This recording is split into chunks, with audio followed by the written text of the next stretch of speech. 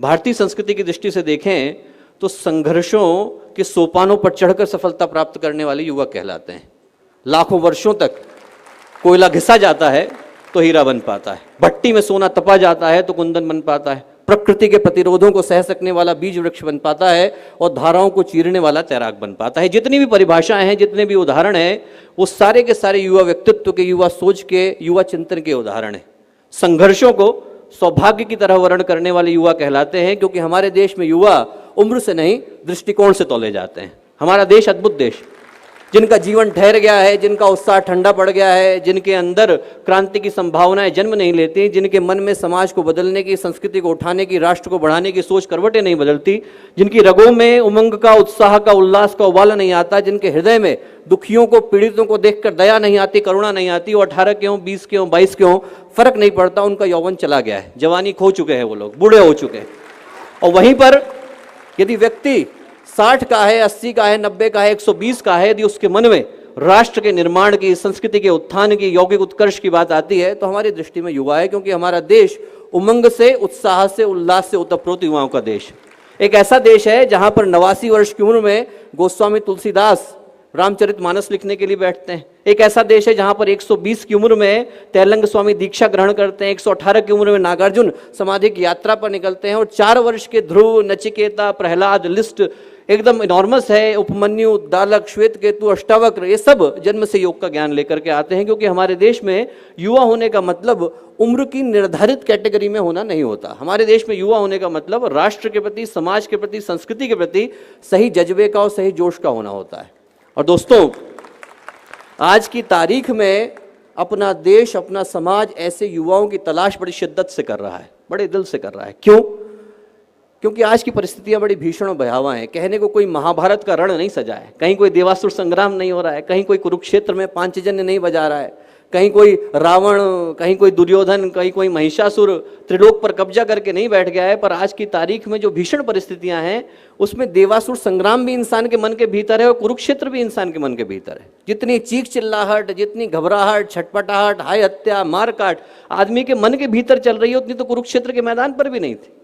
आज का इंसान आलीशान मकान लेकर के बैठा है, करोड़ों के ढेर लेकर के बैठा है, सुख सुविधाओं के अंबार लेकर के बैठा है, पर भावनात्मक रूप से तो रिक्तता लेकर के बैठा है। 9 मंजिल का मकान बना करके बैठा है, पर परिवार को तो भुला करके बैठा है। चंद्रमा पर जाने का यान बना करके बैठा है, पर माँ को तो भुला करके बैठा है। महंगे अस्पताल लेकर के बैठा है, पर सेहत तो गंवा करके बैठा है। यूएस की डिग्री लेकर के बैठा है, पर कॉमन सेंस तो भुला करके बैठा है। और सबसे बड़ी बात कि जनसंख्या बढ़ा करके बैठा है, पर मानवता को तो गंवा करके बैठा है।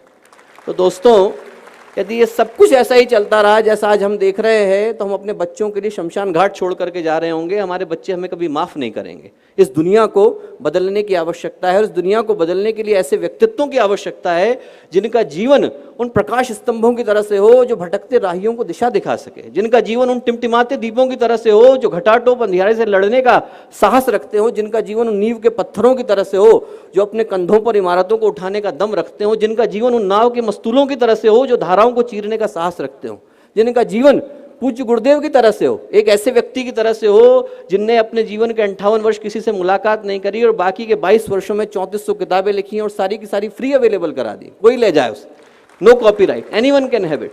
इस तरीके के व्यक्तित्वों की तरह से हो जो लाखों करोड़ों को दिशा दिखाने का साहस रखते हो। मेरी दृष्टि में युवा होने की यही परिभाषा है। जिसका जीवन पवित्रता और प्रखरता की परिभाषा बन जाए वो युवा कहलाता है। और इस देश का सौभाग्य है कि आज हमारी 70% आबादी युवा आबादी, और इस सौभाग्य को दुर्भाग्य बनते देर नहीं लगेगी। यदि इतने सारे लोगों को हम लोग दिशा देने से वंचित रह गए, इतने सारे लोगों को यदि हम लोग सही दिशा नहीं दिखा पाए, तो इस सौभाग्य को दुर्भाग्य बदलते देर नहीं लगेगी। तो दोस्तों, जो युवाओं का यौवन है, उनकी संघर्षों से लड़ने की क्षमता है, वो धारा है। हिंदी में हम लोग कहते हैं दिशा धारा, वो धारा है, और उसके जीवन को सही दिशा देने का नाम योग का है। उनके अंदर का जो उद्दाम है वो उनके जीवन की धारा है, और उसको समग्रता, संतुलन, स्वाभिमान देने का काम योग का है। योग का अर्थ शारीरिक सौष्ठव से नहीं है, अदरवाइज हर जिम्नास्ट जो है वो योगी कहलाता। पतंजलि योग सूत्र की रचना कोई सर्कस का कलाकार करता। योग का सच्चा अर्थ योगस्य चित्तवृत्ति निरोधा से है, जिसका अर्थ आदमी को मन की चंचलताओं का ठहर जाना है। योग का सच्चा अर्थ समत्वम योग उच्चते से है, जिसका अर्थ व्यक्तित्व के सभी आयामों का संतुलित हो जाना है, और योग का सच्चा अर्थ योग कर्मसु कौशलम से है, जिसका अर्थ मानवीय संभावनाओं के शिखर पर पहुंच जाना है। तो जब बात युवा योग की है तो मैं यही प्रार्थना करूंगा कि इस कार्यक्रम की जब परिणति हो, जब हम लोग अंतर्राष्ट्रीय योग दिवस मना रहे हों, तो उसका जो शुभ परिणाम इस रूप में निकल करके आएगा, यदि इस देश को भगत सिंह की तरह के योगी मिलेंगे, सुभाष चंद्र बोस की तरह के योगी मिलेंगे, स्वामी विवेकानंद की तरह के योगी मिलेंगे, उनने योग किया हो न किया हो, यदि उनके मन में भारतीयता की भावना थी, समाज को बदलने की भावना थी, तो मेरी दृष्टि में योगी थे, और ऐसे योगी निकल करके आएंगे तो इस देश का, इस समाज का, इस राष्ट्र का भविष्य बिल्कुल नया होगा, नूतन होगा और मंगलकारी होगा। बहुत बहुत शुभकामनाएं, बहुत बहुत धन्यवाद।